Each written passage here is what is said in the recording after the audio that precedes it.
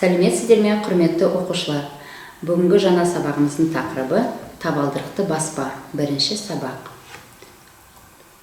Сабақтың оқу мақсаттары: тақырыпты тірек сөздер арқылы болжау, ауызша мәтіндер құрауда қазақ тіліндегі төл дыбыстардың дыбысталуын, үндестік заңын ескертіп айту. Тақырыпқа байланысты жаңа сөздермен танысайық. Жаман ырым, плохая примета, тыйым сөздер, слова запреты, басу, баспау, наступать, не наступать. Құт богатство, достояние. Жақсылық, благо, добро. Құтсыз, несчастный. Қарауылы, охрана, стража. Босаға, табалдырық, порог. Қасиетті ұғым, благородное понятие. Кедейлік, бедность. Тапсырмаларды орындайық. Төмендегі сөздердің арасынан жаңа сөздерді табыңыздар. Қария, босаға, төр, қонақ, төрлетіңіз, үлкендер, құтсыз, амандасу, жаман ырым, кедейлік, байлық, жақсылық, теледидар, шаңырақ, сандық. Өзіңді тексер. Жаңа сөздер: босаға, төр, құтсыз, жаман ырым, кедейлік, жақсылық. Жақсы. Келесі тапсырмамыз мәтінмен жұмыс. Мәтінді мұқият тыңдаймыз.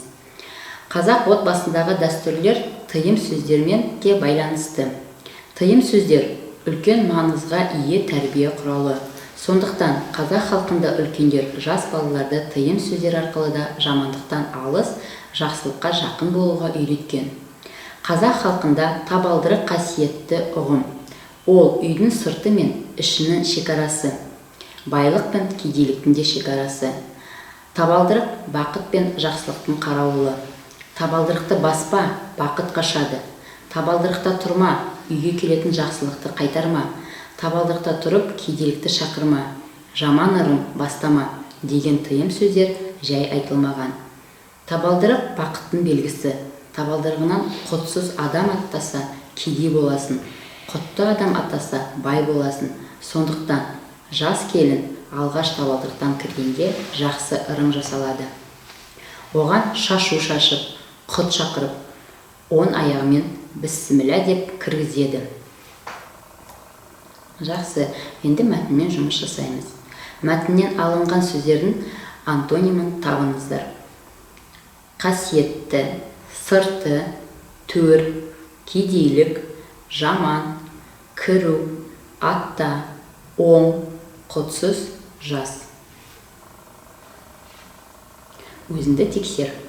Қасиетті, қасиетсіз, сырты, іші, төр, босаға, кедейлік, байлық, жаман, жақсы, кіру, шығу, атта, аттама, оң, сол, құтсыз, құтты, жас, кәрі.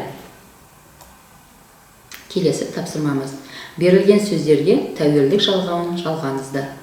Төр, сандық, босаға. Өзіңді тексер.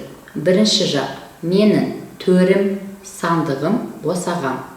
Екінші жақ: сенің төрің, сандығың, босағам. Сіздің төріңіз, сандығыңыз, босағамыз. Үшінші жақ: оның төрі, сандығы, босағасы. Жақсы, осымен сабағымыз аяқталды. Сау болыңыздар. Келесі кездескенше.